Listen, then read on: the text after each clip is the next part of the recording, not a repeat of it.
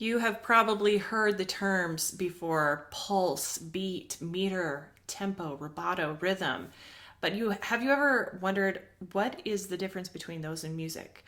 If you have, I'm going to talk about those and explain what they are and how they work. So a pulse is a steady, even repeating pattern. Some examples of that would be your pulse. If you put your hand on your wrist or on your throat and you feel that regular pulsing of your blood through your vein, 1, 2, 3, 4. It's a regular repeating pattern. Second hand on the clock, tick, tick, tick, tick, regular repeating pattern. That's an example of a pulse. In music, we use a metronome to dictate the pulse of the music. So I'm going to show you an example of a metronome pulsing. Not everybody has a metronome that looks like this anymore because you can get them on an app, for example, or just a light that is pulsing you can have instead of just the sound. But here's one that is pulsing. It might be a typical heart rate if you were playing a song with this pulse. A beat is, it can be a single iteration of a pulse. So every click of that second hand on the clock is a beat, for example, or every time your blood pulses through your veins, that could be considered a beat. A beat can also be of a group that represents the pulse. So I'm going to share an example with you of that. Now, a beat in a song, you might recognize this because if you've ever been to a concert or just at home and you hear a song and you're tapping your foot or you're clapping your hands, probably doing it to the beat of the song. So it's not, you don't do it to every word they're singing, to every note they're playing. You're doing it to the beat of the song. A heartbeat is a good example, though, of a grouping that represents a pulse that has strong and weak beats. So I'm going to share an example of that so you can understand what I mean. Can you hear the weaker beat and the stronger? Dum, dum, dum, dum, dum, dum, dum. That louder sound is stronger beat, but there's actually two beats going on there. So this might be a good example of multiple beats being one pulse. So a meter is a pattern of strong and weak beats, or a grouping of pulses together. So in dance, for example, you have a dance like the waltz, where it's a 1, 2, 3, 1, 2, 3. That 1 has a strong beat and the 2, 3 have the weaker beat, but those are all pulses. 1, 2, 3, but 1 is a little stronger. So I'll show you an example of the waltz and you can see this in action. 1, 2, 3, 1, 2, 3, 1, 2, 3, 1, 2, 3.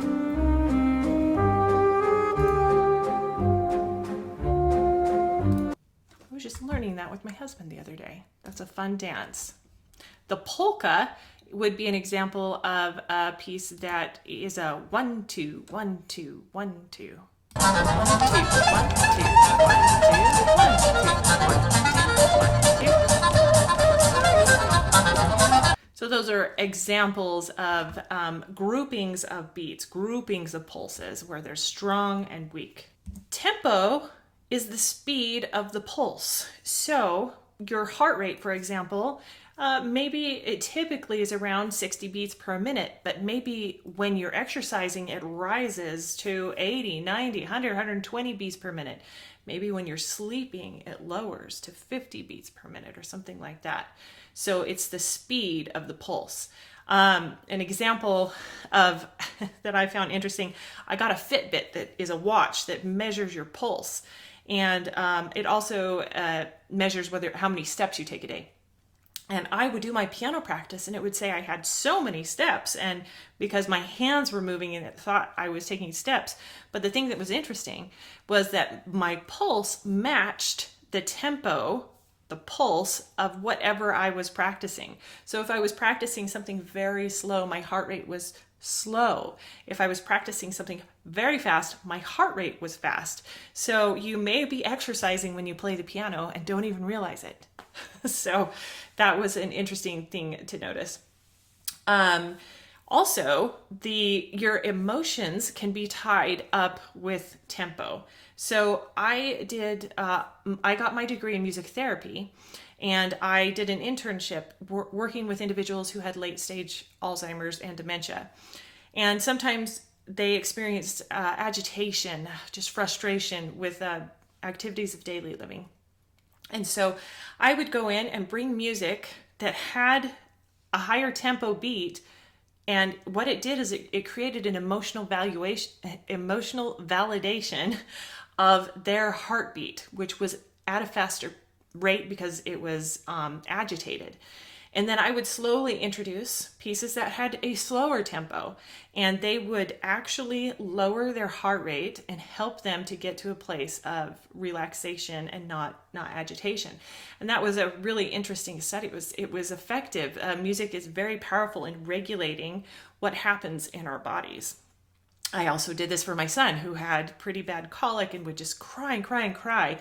And for him, the song was the Monster Mash, and it just hit the right tempo for him when he was upset. And I would play that, he would calm down, and I would just slowly bring him down till he fell asleep. It was one of the few things we found that would work for him. And it can also work for us in our lives. When we are in a state of agitation, maybe we sit down and play something calm to help us be calm, or maybe we play something with a higher tempo to feel validated in what we're experiencing, and then we can move into calmer pieces. Or the opposite, maybe we're feeling depressed and we might start with something with a very slow tempo and bring it up slowly so we can raise that a little bit as well. Something you may or may not have heard of is rubato, which sounds very much like vibrato and can be confused with that, which has to do with singing and your voice. But rubato is the pushing and pulling, or stretching and contraction. I think of a rubber band in that, or speeding up and slowing down of time. So a good example would be a train pulling out of the station and slowing down a little bit at a time, just bringing that, or speeding up, but it takes some time to pick up that speed. Or a dripping sink that is getting slower and slower and slower. Again, the lowering and raising of your heart rate. It's not automatic unless you've been startled. Often it's a gradual process. I'm going to share a performance I did of Claire de Lune where I incorporated some of this rubato in music, and see if you can hear it, where I am manipulating time and slowing it down. It's not actually written in the music. I am doing that as a way to stretch that, and it stretches you emotionally as well. So I will play that for you.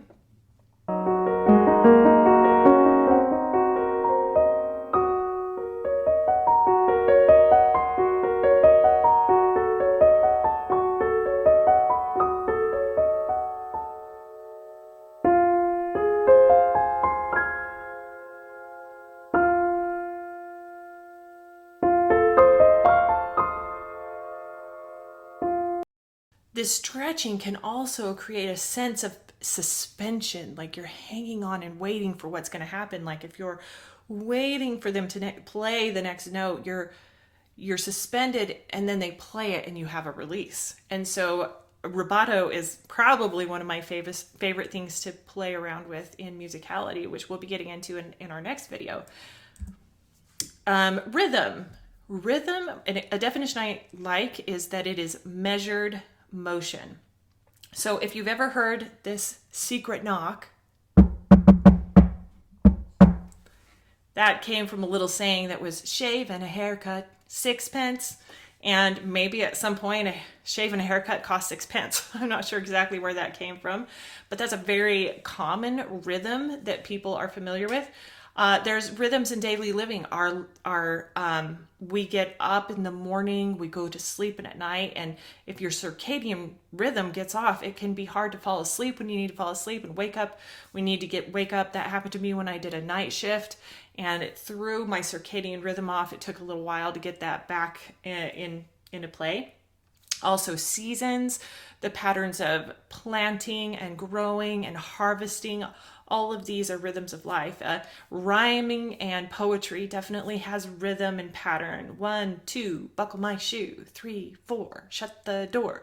Those are all examples of rhythm and how we see it in our lives. And I think of it as patterns of sound and silence. So in music, you have note and restorations, which are measured against the pulse or beat or meter. I have an example to play for you where I will show you the pulse versus the rhythm. Okay, as I play this, the notes, every note will be the rhythm. So that will be the moving force of the song. The pulse will be the tick, tick, tick you hear. It's actually the metronome. And so see if you can hear the pulse versus the rhythm in this. 1, 2, set, go.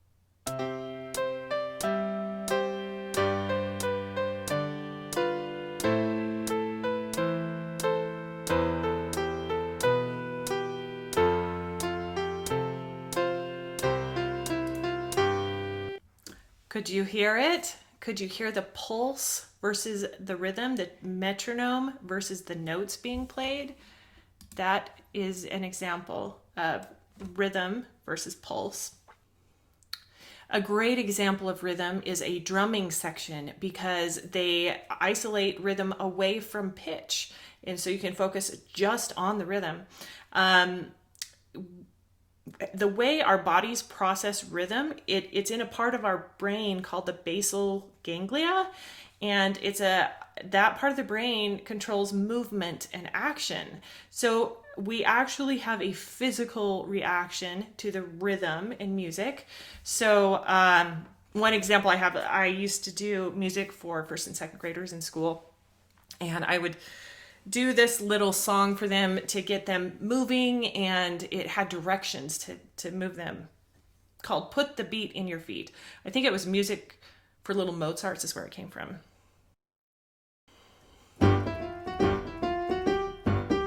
You put the beat in your feet and you walk and you stop.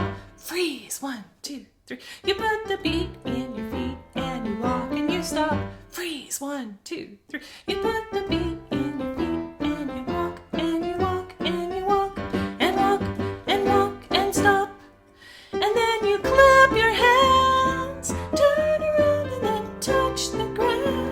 Anyway, a fun little thing, and they would do the actions, but the music propelled them to move.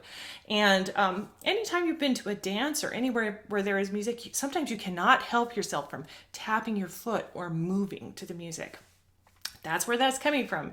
Your brain, that part of the brain that has to do with rhythm and pulse, is associated. And I actually did neurological music therapy where I would help people with gait training who had had traumatic brain injuries, and they had a difficult time learning how to walk again. And the music would physically entrain with them when they couldn't get themselves to walk on their own. The music itself would entrain them into a regular gait to help them learn how to walk again. Very cool. I am going to show an example of a drum section and dancing and how it just really can get you moving. I can't watch this without really wanting to move, actually.